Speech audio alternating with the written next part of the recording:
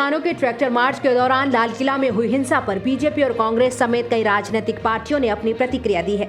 BJP के राष्ट्रीय प्रवक्ता शाहनवाज हुसैन ने कहा कि गणतंत्र दिवस के मौके पर किसानों ने लाल किले को अपवित्र किया है। शाहनवाज हुसैन ने कहा कि जो शंका थी वो सही साबित हुई। किसान संगठन बड़ी बड़ी बातें कर रहे थे कि अनुशासन रहेगा, हम जश्न में शामिल हो रहे हैं। ये जश्न था या गणतंत्र दिवस के दिन भारत पर हमला? इन्होंने लाल किले को अपवित्र किया है। इन सब के खिलाफ सख्त कार्रवाई होनी चाहिए। उन्होंने आगे कहा कि उकसाने का काम तो किसान संगठन के नेताओं ने किया। किसान संगठन का हर नेता सिर्फ भड़काने में लगा हुआ था। अब जब ये घटना घट गई तब वो तरह तरह का ज्ञान दे रहे हैं। देखिए, जो शंका थी वो सही साबित हुई, जो आशंका थी उसको उन्होंने प्रमाणित किया है। किसान संगठन बड़ी बड़ी बातें कर रहे थे, कह रहे थे, टीवी डिबेट्स में हमारे सामने कहा कि बड़ा डिसिप्लिन रहेगा, हम जश्न में शामिल हो रहे हैं। ये जश्न था या रिपब्लिक डे के दिन भारत पे हमला था? किस तरह का व्यवहार किया है?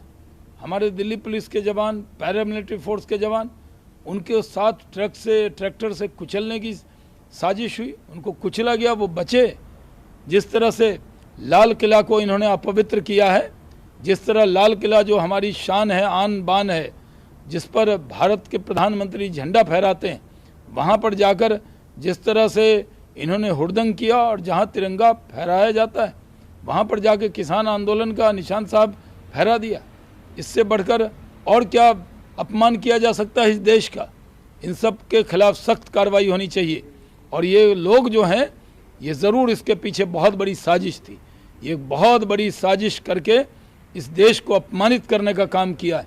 इन सब पर राष्ट्रद्रोह का मुकदमा कायम करके इन पर सख्त कार्रवाई करनी चाहिए। लाल किला को अपमानित करेंगे, अपने पुलिस और सेना के जवान जिस दिन शौर्य दिखाते हैं उस दिन ये तांडव दिखाएंगे, ये कहीं से भी स्वीकार नहीं है। वहीं कांग्रेस के राष्ट्रीय प्रवक्ता रणदीप सिंह सुरजेवाला ने दुर्योधन का जिक्र करते हुए बिना नाम लिए प्रधानमंत्री नरेंद्र मोदी पर तंज कसा है। बसपा सुप्रीमो मायावती ने कहा कि किसानों की हुई ट्रैक्टर रैली के दौरान जो कुछ भी हुआ वो कतई नहीं होना चाहिए था। केंद्र सरकार को इसे अति गंभीरता से जरूर लेना चाहिए।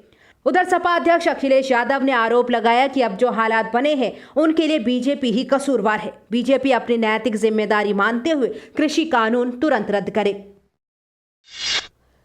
गणतंत्र दिवस के मौके पर प्रदर्शनकारी किसानों द्वारा दिल्ली में हिंसक घटनाओं को अंजाम देने को लेकर भारतीय जनता पार्टी से राज्यसभा सांसद सुब्रमण्यम स्वामी ने बड़ा बयान दिया है। उन्होंने कहा कि इस घटना से पीएम मोदी और गृह मंत्री अमित शाह की छवि को नुकसान पहुंचा है। उन्होंने कहा कि इस घटना से देश की छवि को भी नुकसान पहुंचा।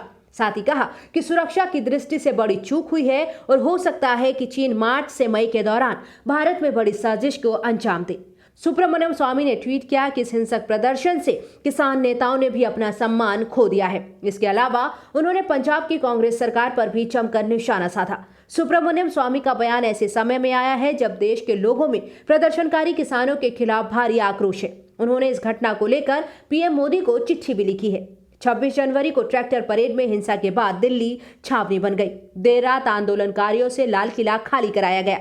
उपद्रव में 300 पुलिसकर्मी घायल हो गए हैं। ट्रैक्टर पलटने से एक प्रदर्शनकारी की मौत हो गई। अब तक 22 एफआईआर दर्ज की जा चुकी हैं। गौरतलब है कि 3 कृषि कानूनों को निरस्त करने और अपनी फसल के लिए न्यूनतम समर्थन मूल्य की कानूनी गारंटी की मांग को लेकर किसान 2 महीने से धरना प्रदर्शन कर रहे हैं।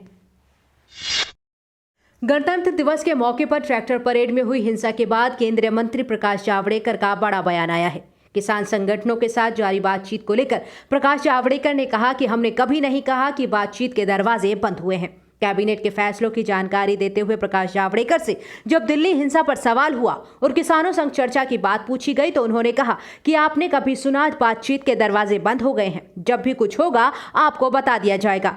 दिल्ली में हुई हिंसा पर जावड़ेकर ने कहा कि गणतंत्र दिवस के मौके पर जो हुआ उसको लेकर दिल्ली पुलिस जानकारी देगी।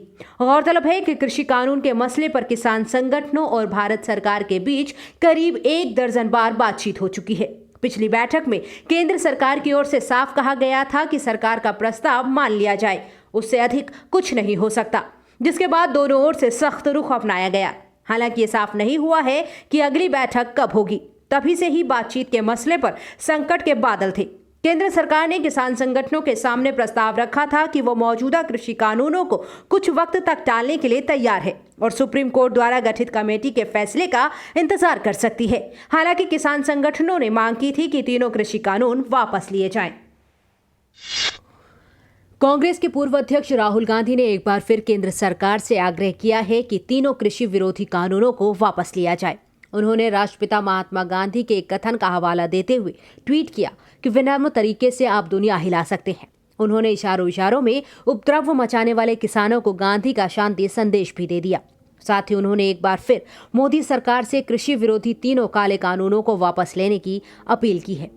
इससे पहले भी राहुल गांधी ने किसानों की ट्रैक्टर परेड के दौरान कुछ जगहों पर पुलिस और किसानों के बीच झड़प होने के बाद कहा कि हिंसा किसी समस्या का समाधान नहीं है और सरकार को देश हित में तीनों कृषि कानून वापस लेने चाहिए। गौरतलब है कि किसान समूह की ट्रैक्टर परेड के दौरान कई जगहों पर पुलिस के साथ झड़प हुई। साथ ही ट्रैक्टर परेड के लिए निर्धारित रास्ते से हटकर प्रदर्शनकारी किसानों का एक समूह लाल किले घुस गया और लाल किले के गुंबदों पर अपने झंडे लगा दिए। आपको बता दें कि कांग्रेस के पूर्व अध्यक्ष राहुल गांधी अपने 2 दिवसीय केरल दौरे पर हैं, जहां कोझिकोड में उन्होंने इंडियन यूनियन मुस्लिम लीग और कांग्रेसी नेताओं के साथ विचार विमर्श किया। दरअसल केरल में कुछ महीनों में विधानसभा चुनाव होने वाले हैं। इसके मद्देनजर सभी पार्टियां अपने सहयोगी दलों के साथ सीट बंटवारे को लेकर होमवर्क करने में जुटी हैं। साल 2021 में भारत के सकल घरेलू उत्पाद में 11.5% की जबरदस्त बढ़त हो सकती है। 2 अंकों की ग्रोथ रेट हासिल करने वाला भारत दुनिया का अकेला बड़ा देश हो सकता है। अंतर्राष्ट्रीय मुद्रा कोष ने यह अनुमान जाहिर किया है। गौरतलब है कि कोरोना की वजह से वित्त वर्ष 2020-21 में भारतीय अर्थव्यवस्था में 8 से 10% की गिरावट आने का अनुमान है, जिसकी वजह से इस साल ये बढ़त राहत देने वाली होगी। IMF ने कहा कि साल 2021 में भारत के बाद चीन, स्पेन और फ्रांस की ग्रोथ अच्छी होगी। अंतर्राष्ट्रीय मुद्रा कोष ने भारत की GDP ग्रोथ रेट अनुमान में 2.7% की बढ़त कर दी है। अंतर्राष्ट्रीय मुद्रा कोष के मुताबिक लॉकडाउन के बाद उम्मीद से बेहतर सुधार की वजह से ये बढ़त हासिल होगी। अंतर्राष्ट्रीय मुद्रा कोष की प्रमुख क्रिस्टलीन जॉर्जिएवा ने कोविड-19 महामारी के कारण बढ़ती असमानता पर चिंता जताई।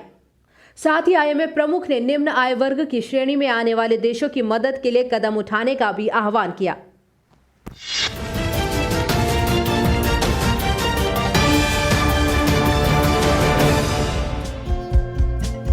हमारे चैनल को लाइक, शेयर और सब्सक्राइब जरूर करें और नई अपडेट्स के लिए बेल आइकन दबाना ना भूलें।